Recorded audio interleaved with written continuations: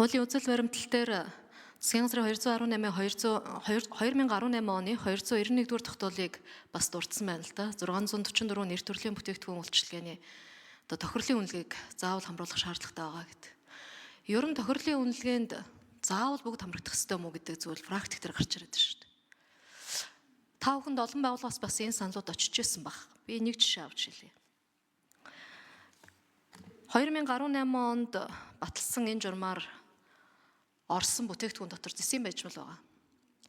2024 оны 1 сарын 24-ний өдрийн шадар сайдын 10 дугаар тушаалаар батлагдсан журман дээр зэсийн байжмалд тохирлын үнэлгээ авахад үнийг нь 3 дахин нэмэгдүүлсэн. 4500 тонн тутамд нэг тохирлын үнэлгээ авдаг байсныг 500 тонн тутамд нэг тохирлын гэрчлэгээ авдаг болгож өөрчилсөн. Жилд тохирлын гэрчлэгээ авахын тулд 20 сая төгрөгийн зардал гардаг байсан бол өнөөдөр жилдээ 200 сая төгрөгийн зардал гарч байна. За шаардлагатай бол гаргая хамаагүй зардлын. Гэтэл энэ тохирлын гэрчлэгийг хаана ашиглаж байна? Хаан ч ашиглагдахгүй. Баахан цаас, баахан хөдөлмөр 200 сая төгрөг хийгээл дараа нь устгадаг л нэг юм цаастай боллоо. Бодит байдал ийм байна шүү нэг хэлгээд. Яг тэгэхээр зэсийн байжмлыг экспортод гаргахад геологийн төв лаборатори, мөн Галийн ерөнхий газрын дэргэдэх лабораториор шинжилгээ хийгдээд уул уурхайн бүтээгдэхүүний борлуулалтад төрөөс тавих хяналтыг бол хэрэгжүүлээд явдаг. Төрөөс тавих хяналтыг хийж яана гэвэл үүнтэй давхардаад байна. 1. Хоёрт худалдаа авагч талаас чанарын хяналт гэж үзэх юм бол Лондонгийн металлын биржид бүртгэлтэй олон улсын лабораториудаар энд чанарын хяналтуудыг хийлгээд баталгааныхаа дүгнэлтүүдийг бүгдийг гаргаад аваа явж байгаа. Яг үүндээ энэ тохирлын гэрчлэгээ хаанч ашиглахдаггүй. Хаанч хэрэглэхгүй. Галийн ерхий газрын лабораторийн дүгнэлтээр үндслээд амнаатыг тооцоо авчиж байгаа. Тэгэхээр ер нь энэ тохирлын үнэлгээ гэдэг зүйл чинь заавал бүх бүтээгдэхүүн байх ёстой юм уу? Нэгдүгürt. Ер нь бол стандартыг ойлгож байна. За стандарт техникийн зохицуулалт хоёр бол нэг нь заавал дагаж мөрдөх, нөгөөх нь дагаж мөрдөх баримт бичгээ гэдэг хуулийн төсөлдөр орсон байна л. Тохирлын гэрчлэгээ маань үндсэндээ бол тодорхойлсон шаардлагад нийцэж байгаа эсхийг тодорхойлсон баримтчиг буюу зөвшөөрөл олгодог баримтчгийн хэлбэр рүү шилжчихсэн байна шүү дээ. Тэгээ энэ чинь өөрөө эргээд нөгөө аж ахуйн нэгж байгууллагатаа дарамт болоод байгаа юм шүү. Хээ дэмий ажил болоод байгаа юм шүү. Ер нь энэ төрийн байгууллагуудын давхардсан хяналт, төрийн оролцоотой давхардсан үйл ажиллагааг багасгах чиглэлээр энэ хуулийн үзэл баримтлал хуулийн төсөлд ер нь хэрхэн яаж тусгасан юм бэ? Олон улсын зах зээлд үйл ажиллагаа явуулдаг. Тухайлх юм бол уул уурхайн бүтээгдэхүүн олон улсын зах зээл дээр борлуулахад баримтлагдаг нийтлэг зарчмыг баримтлаад итгэмжлэгдсэн лабораторитой тухайн аж ахуйн нэгж өөрөө олон улсын итгэмжлэгдсэн лабораторитой гадна талдаа итгэмжлэгдсэн лабораториор худалдаа авагч нь авч байгаа. Төр өөрөө хяналтаа хийчихэж байгаа. Ийм олон хяналтын давхардал байхад тохирлын гэрчлэгийг үүнд орлуулан тооцдог механизм байж болтгүй мүү?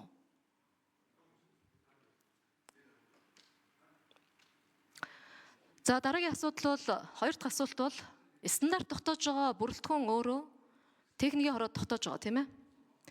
Яг энэ техникийн хороодын наривчилсан зүйл заалт хуулийн үзэл баримталтч дээр хуулийн төсөл дээр алга байна.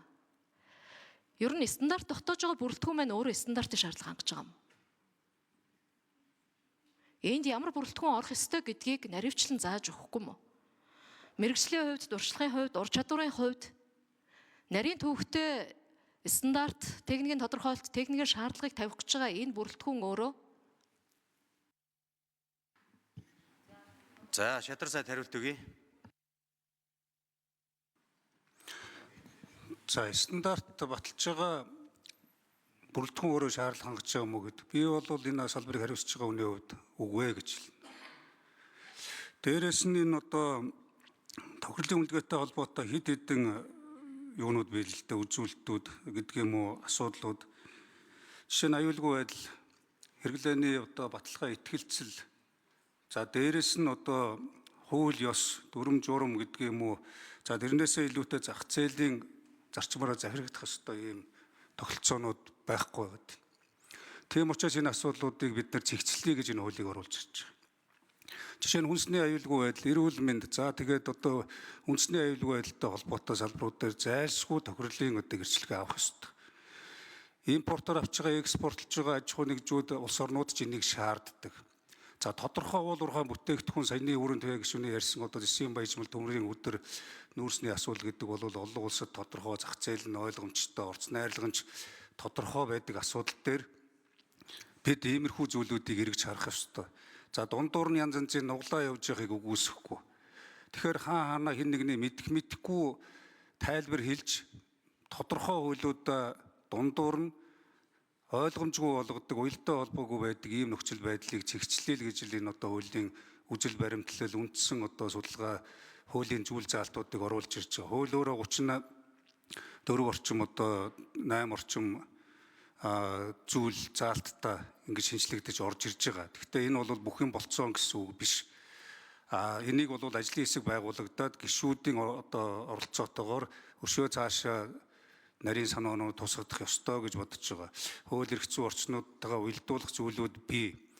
За ер нь түрүүн би хэлсэндээ энэ стандарт баталж байгаа техникийн хороо батлуулж байгаа хүмүүс хоорондоо өөрсдөө мэрэгжлийн байх, илүү чадварлаг байх, илүү ёс суртахуунтай байх, илүү одоо нийгмийнхаа эрх ашигыг боддог байх.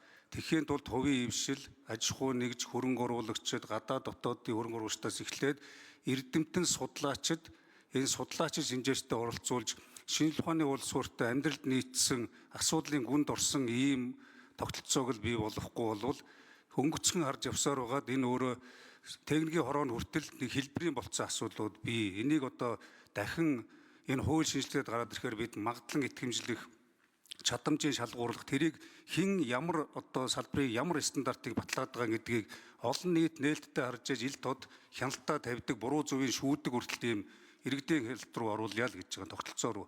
Ингэжээж бид стандартыг өдөр тутмын хэрэгцээ шаардлага болгож зогсохгүй бүр ийм зарчим бөгөөд амьдралыг хэмнэл болгож соёл болгоё л гэж шинэ соёлыг тогтооё гэж хуулиараа дамжуулж энэ тогтолцоогоор дамжуулж байна. За нэмэлт хариулт 4-р эндрээс өгье.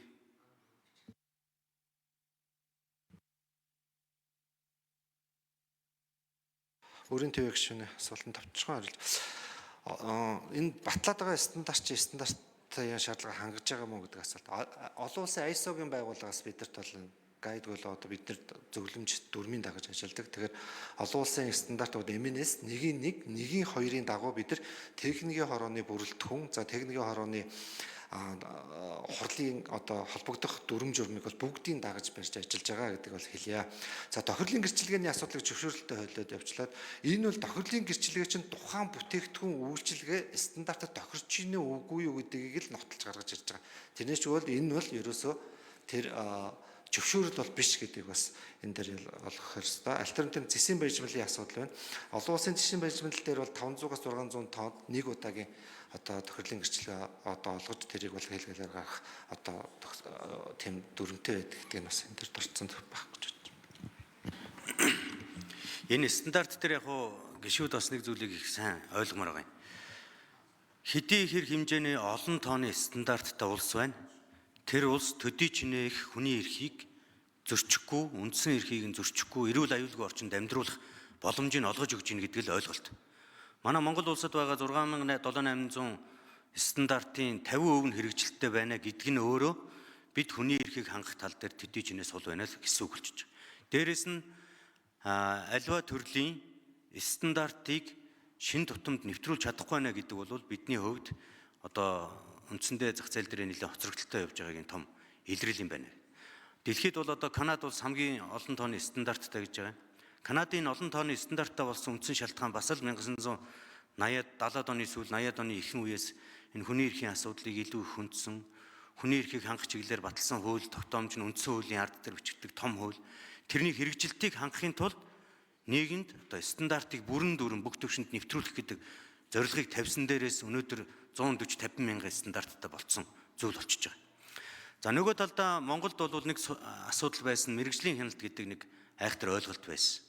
Ерөөсөө мэрэгжлийн хяналт бүгдийг хяндаг юм шиг, мэрэгжлийн хяналт бүх стандартыг мэддэг юм шиг л ойлгож хүлээж явдаг байсан.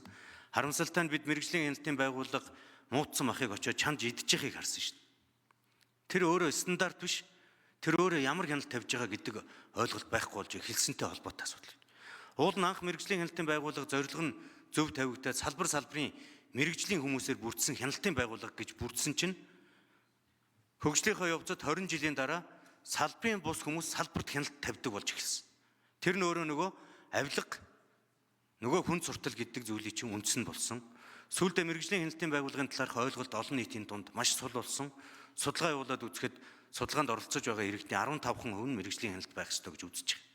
Тэгэхээр бид бол эхлээд хяналт тавина гэхээсээ илүүтэйгээр байх ёстой стандартыг гаргаж өгч чадах юм бол тэр стандартыг дагаж мөрдөх гэдэг нь өөрөө хувьхан иргэн аж ахуйн нэгж төрийн байгууллагын үүрэг болж эхэлж байна. Одоо өнөөдөр амьдрал дээр тохиолдож байгаа явдал. Гудамж талбайн засад тохиолдолтой холбоотой асуудлыг иргэд байнга шүүмжлээл ярьж л байдаг. Хот дүүргийн удирдгууд ажил хариуцж байгаа хүмүүс нь өөрчлөлт шинжил сайжруулалтыг хийгээл явж л байна. Гэхдээ энэ бүгдийн цаана үзмжээр биш, ийм байх ёстой гэж үзэхээрээ биш, одоо тулгаад өгсөн байгаа стандартын дагуу хийж чадаж байна уу үгүй юу гэдгээр хяналт тавьдаг тэр зүйлийг л бид гаргаж өгөх нь их чухал гэдэг үднэс. Энэ хуулийн төсөл бол 2022 оноос хойш бэлтгэгдэж өнөөдөр ингээд улсын хурлаар орж ирж хилцэгдэж байгаа. За өрийн төв гүшүүн тодруулж асууя.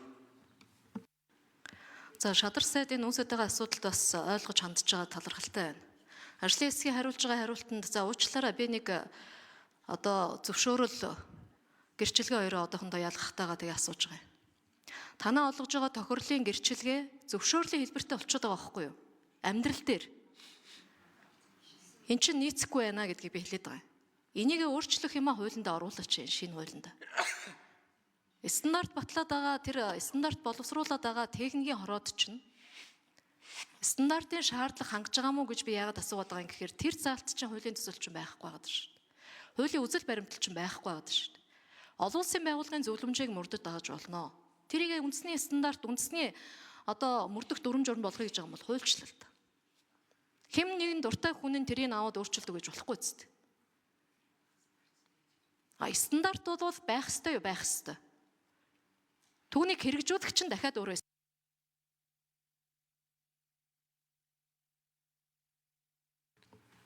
За Ганбатын Очрот гүшүүн асуулт асууя.